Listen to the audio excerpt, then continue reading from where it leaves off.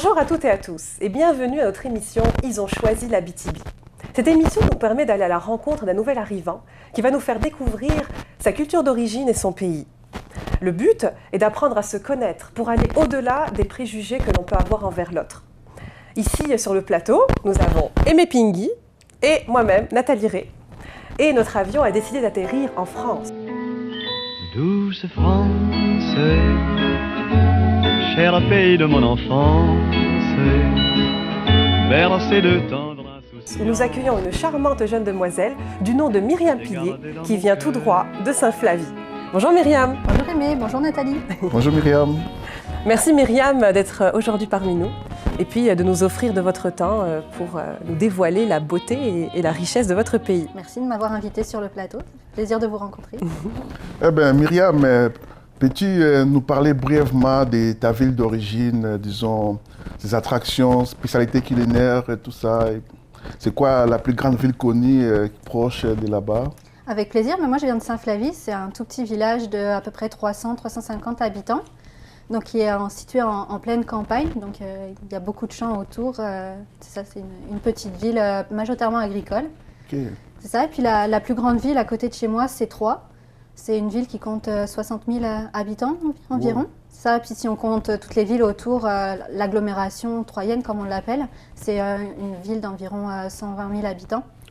Ça, donc c'est la zone la plus grande proche de chez moi. Donc c'est situé au sud-est de Paris, dans l'est de la France. Et puis c'est une ville qui est très connue pour le champagne. D'ailleurs, le nom de la ville, on l'appelle le bouchon de champagne parce qu'elle a la forme d'un bouchon de champagne dans son organisation des maisons et tout ça, la partie ancienne de la ville. Et puis elle est connue aussi pour les magasins de démarques de vêtements de grandes marques comme Denim, les jeans et tout ça. Donc c'est ce qui est vraiment connu de cette ville, hein, ok, super. Proche de chez moi. Puis au niveau de la gastronomie, ce qui est très connu, c'est l'andouillette de Troyes. Donc c'est une saucisse de porc qui est souvent accompagnée dans un plat avec le chaours, qui est un fromage au lait de vache qui est fabriqué près de chez moi. C'est ça. Est-ce que vous avez des danses traditionnelles dans votre village? Non, on n'a pas vraiment de danse traditionnelle. Nous, on est plus au centre de la France, dans les plaines. Fait qu'on n'a pas vraiment de culture propre à notre région. On suit l'air du temps, on va dire. Et l'andouillette, en fait, est-ce que vous la mangez à un moment particulier ou vous faites ça assez récurrent? C'est un plat traditionnel de chez vous? C'est une viande qui est quand même assez forte en goût, donc c'est assez spécifique, il n'y a pas beaucoup de monde qui la mange, et puis c'est un plat qu'on peut faire, il n'y a pas d'occasion particulière pour la manger, c'est plus un plat un peu typique. C'est juste que c'est produit de chez nous, c'est un produit de chez nous qui est fait près de Troyes. Et depuis quand êtes-vous ici? Moi, ça va faire bientôt 3 ans que je suis arrivée ici pour les études. Que je suis venue au Québec pour faire mon doctorat en environnement, en foresterie. Ok, c'était en quelle période de l'année? Moi, je suis arrivée en plein mois de janvier, juste après les fêtes de fin d'année. Fait que je suis arrivée dans le froid. Bien que cette année-là, il ne faisait pas encore très froid, donc j'ai eu la chance de pouvoir m'acclimater un peu, d'avoir une descente dans les températures progressives. Mais je suis arrivée au mois de janvier en plein hiver. Est-ce que la température vous a choqué un petit peu ou vous attendiez à ça ou pas du tout? Je m'attendais pas à ça. C'était plus froid que ce que je m'attendais à trouver. Mais c'est surtout un climat qui est différent de chez moi. Moi, c'est une région qui est plus humide et ici, la région est plus sèche. Fait que le ressenti du froid est pas le même. Mais c'est toujours un choc là. Il fait plus froid que chez moi. Et la vue de la neige, ça vous a pas affolé? Ah non, moi au contraire, je suis venue pour la neige. Je sais que c'est ça qui va choquer beaucoup de gens. Mais moi, je suis venue pour la neige. Ça me manquait de plus avoir de neige chez moi. J'en ai vu 3 fois de toute ma vie avant d'arriver ici. Fait que j'étais contente de voir des bancs de neige, de pouvoir faire des bonhommes de neige à nouveau. J'ai retrouvé mon âme d'enfant en venant ici. Bon, c'est parfait. Et vous êtes arrivé direct de France en Abitibi ou vous avez séjourné un petit peu à Montréal? Non, j'ai juste fait ma correspondance de vol puis j'atterris à Val-d'Or. Puis je suis arrivée en bus à Amos. Là, fait que j'ai fait directement Saint-Flavie, Amos. Saint-Flavie, Amos. Et le trajet, vous l'avez-tu trouvé long? Oui, assez quand même. Mais c'était comme tous les trajets, là, il y a quand même 7 heures de vol puis, pour Paris-Montréal. Puis après, il faut rajouter le trajet jusqu'en Abitibi, fait que ça fait Bah, avec le décollage horaire, là, ça fait une bonne grosse journée de voyage. Quand même. Quand on arrive, on est bien fatigué. Ouais, j'imagine. Ok, et pourquoi avoir choisi l'Abitibi? J'ai pas vraiment choisi l'Abitibi. En fait, j'ai suivi mon sujet de thèse qui était proposé par ma directrice qui est ici en Abitibi à Amos. Fait que je suis venue ici en Abitibi. Et puis d'ailleurs, les gens ont essayé de me dissuader de venir. Ah ouais? Ah, pourquoi? Oui, là où je travaillais avant, j'avais des collègues qui avaient de la famille ici sur la région de Québec, pas en Abitibi. Et ils m'ont dit, quand je leur ai dit que je venais ici à Amos, ils m'ont dit, t'es sûre de vouloir venir en Abitibi? Donc je leur ai demandé pourquoi. Ils m'ont dit, parce que je vais te montrer sur la carte, regarde. Et j'ai vu, en effet, il n'y avait que du vert et du bleu.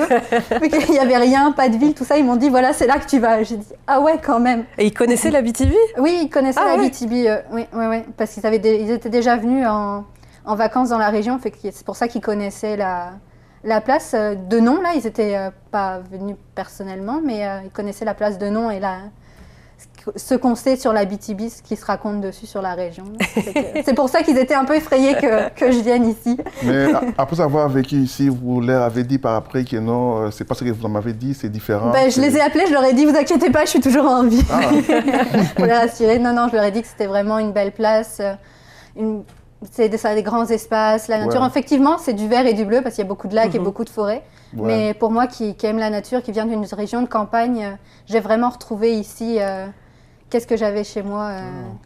Disons l'ambiance de la vie en région. Là. La vie en région surtout, avec des petites villes. Sur le plan culturel, avez-tu connu des chocs des habitudes différentes, des activités en termes de coutumes, us ou mœurs? Au niveau culturel, j'ai vécu un petit choc parce qu'avant de venir, j'étais en ville, fait que ici je retourne en campagne où il y a moins d'offres culturelles, on va dire, à part la bibliothèque, le cinéma et puis le théâtre des Esquerres avec quelques spectacles de temps en temps. C'est vrai qu'il n'y a pas une grande offre très diversifiée par rapport à une grande ville. Mais vu que moi j'avais déjà l'habitude de vivre en campagne et de ne pas avoir une grande offre et de devoir me déplacer pour aller rechercher de la culture, ça ne m'a pas dérangé plus que ça. J'ai réussi à retrouver mon compte de ce que j'ai besoin. C'est ça. Et en parlant de culture, est-ce que vous avez découvert la culture amérindienne avec la réserve à côté de Picogan? Oui, j'ai eu la chance avec l'université qu'elle organise pour les nouveaux étudiants qui étaient là, une sortie à Picogan où on a pu rencontrer des personnes, des Amérindiens, fait que j'ai pu rencontrer cette culture-là et puis apprendre à la connaître, la découvrir aussi. Fait que c'était un petit choc culturel de plus de voir une autre culture très différente de la culture américaine, on va dire, nord-américaine. Ok, super. Mais c'est ça, j'ai pu découvrir plein de choses. Et à part la neige par milliers, qu'est-ce que vous aimez aussi en Abitibi? Qu'est-ce que j'aime bien en Abitibi? Moi, c'est vraiment sortir en nature, les sports de nature, là, que ce soit la randonnée pour l'été ou pour l'hiver en raquette. Moi, j'aime beaucoup le ski de fond, fait que j'en fais beaucoup l'hiver, fait que j'ai hâte que l'hiver arrive. Ok, mon Dieu. Je sais, c'est pas le souhait de tout le monde. Quand je dis ça, c'est ça. Je suis un peu l'extraterrestre. Je suis vraiment une nouvelle arrivante quand on me voit. En fait. Je peux pas le cacher. Je dis j'aime la neige, les gens sont là. Ok, t'es pas d'ici. T'es vraiment bien intégrée.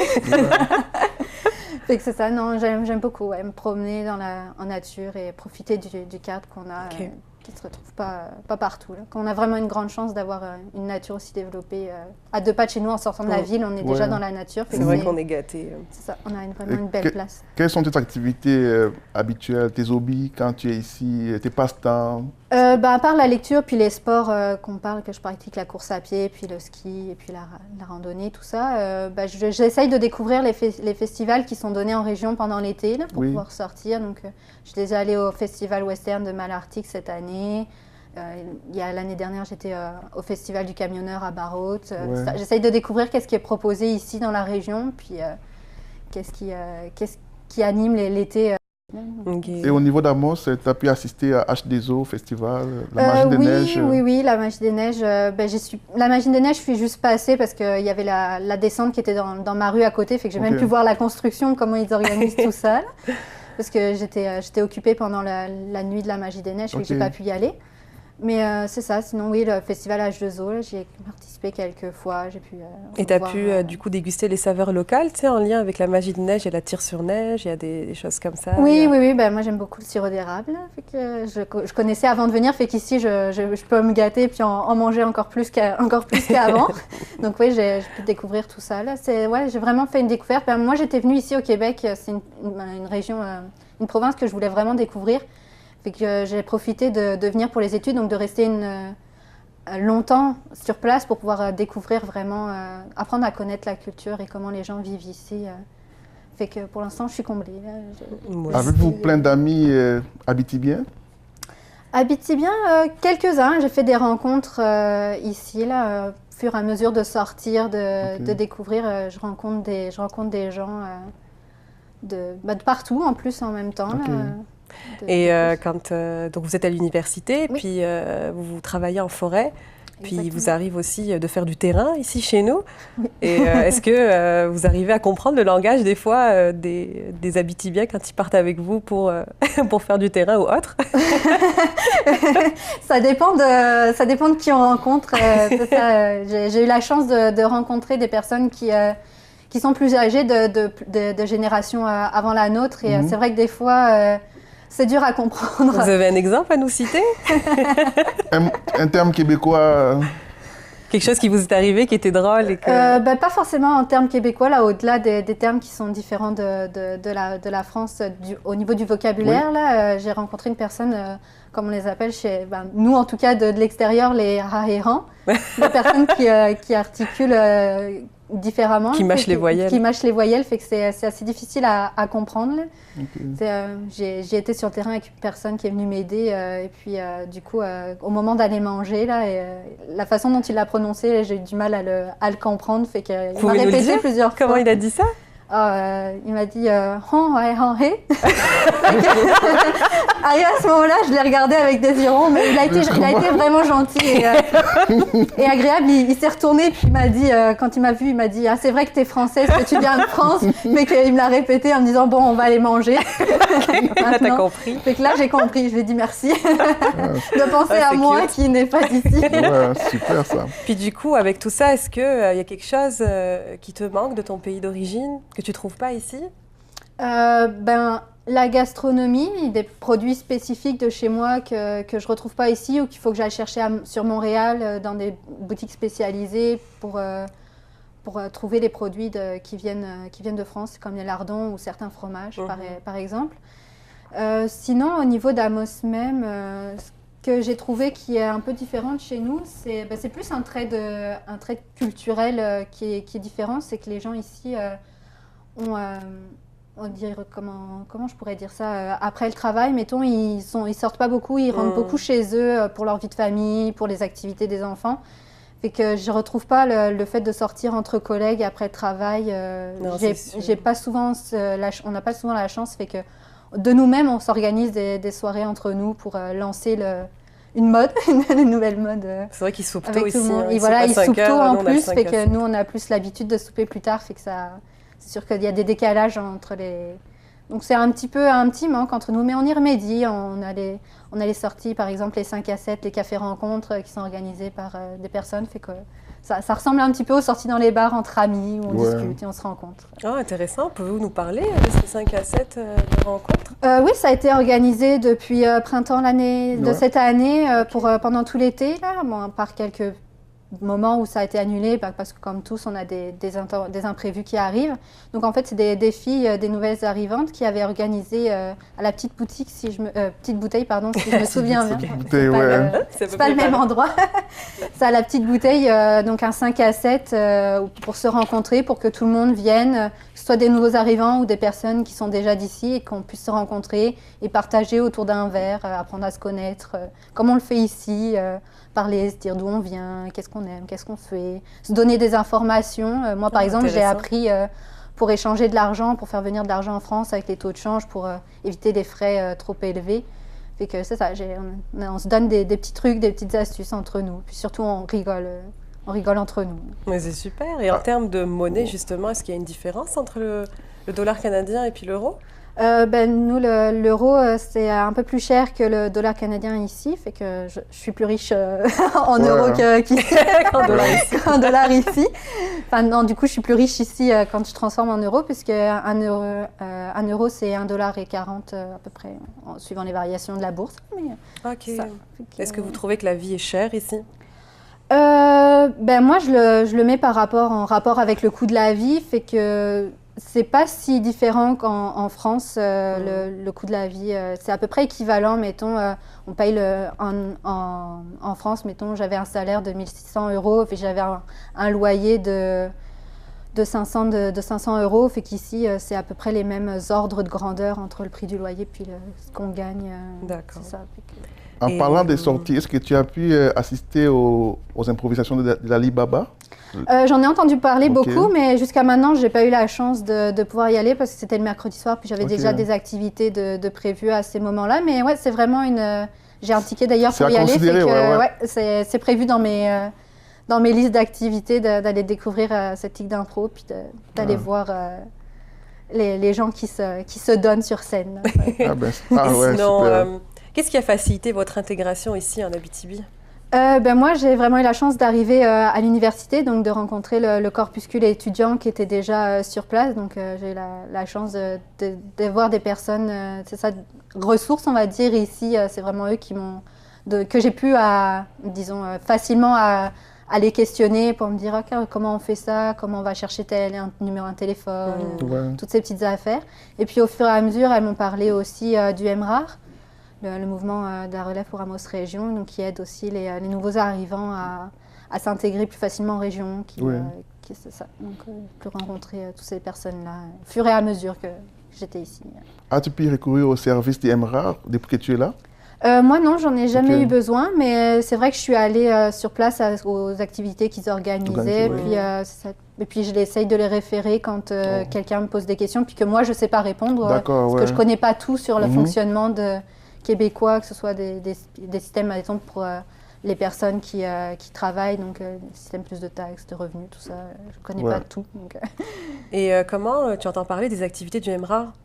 moi, je les suis sur leur page Facebook, et puis Ok. il y a des personnes que je connais qui sont bénévoles, et puis Ouais. ça, on se fait un réseau, en fait, beaucoup de personnes qu'on connaît ici. C'est très important de se faire un réseau pour moi, et donc de mettre en contact les gens, puis d'en entendre parler comme ça dans les discussions, ou avec des gens qui disent « Ah tiens, il y a telle activité de prévue, est-ce que ça t'intéresse ?»« Ben non, je suis pas là, mais tiens, je vais en parler à Ok. quelqu'un d'autre qui Ouais. cherche quelque chose à faire cette fin de Voilà, semaine. ouais. C'est beaucoup de bouche à oreille en C'est fait. ça, beaucoup de bouche à oreille, ouais. Et le fait d'habiter dans une petite ville comme celle d'Amos, est-ce que vous trouvez que c'est plus accessible pour parler au monde, pour approcher le monde et pour tisser des liens et créer un réseau justement?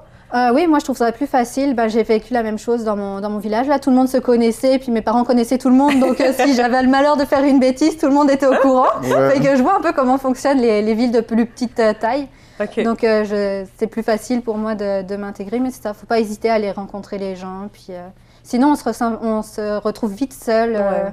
et isolé, et puis ça rend le séjour moins agréable Ah ben, pour moi. super. Connais-tu les groupes Facebook Nouveaux Arrivants en Abitibi? Oui, je les suis sur Facebook, là, donc j'entends aussi des activités qui sont Et puis, proposées, partagées, puis c'est ouais. partagé, Mhm. puis ça fait des relais, même que ce soit pour autre chose. Mettons, si j'entends quelqu'un parler qu'il a besoin d'un meuble ou qui cherche quelque chose de particulier, ça permet de mettre une annonce et puis que les gens répondent. J'ai vu des gens d'ailleurs qui venaient de France, qui avaient mis un message Oui, sur oui. sur ce site en disant qu'est-ce qu'il y a à faire, Mhm. comment on peut faire, comment on vient ici, comment on arrive jusqu'en Abitibi. Donc ça permet d'échanger et puis de donner des informations.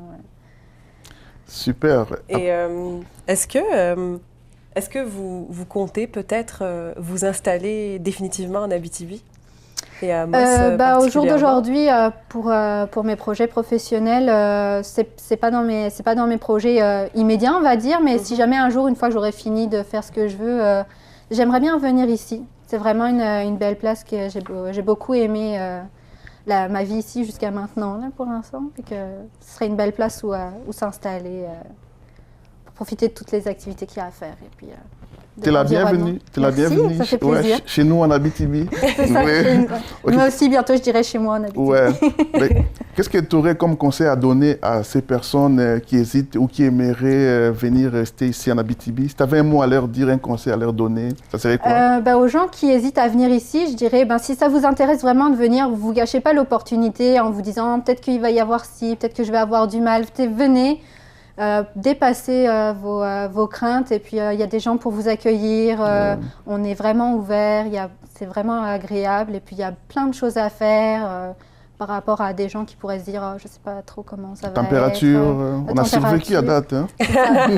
Non, on est resté. C'est ça, on a survécu, on est toujours Ouais. tous On s'est pas là. transformé en glaçon Ouais. jusqu'à présent. C'est ça, et puis il y a le dicton qu'on dit ici, que j'ai appris, c'est qu'il n'y a pas de froid, il n'y a que des mauvais vêtements. C'est que Voilà. Ah, ça c'est bon à savoir. Hein? venez. Il n'y a pas de risque de se transformer en glaçon, puis il y a des belles rencontres à faire et puis des beaux moments à partager et puis à vivre. Donc on ne s'ennuie pas ici. On s'ennuie pas Des ici. opportunités d'emploi, il y en a beaucoup d'emplois c'est ici. vrai, il y ouais. a beaucoup d'opportunités d'emploi, que ce soit dans tous les domaines en plus, Oui, il n'y a ouais. vraiment pas de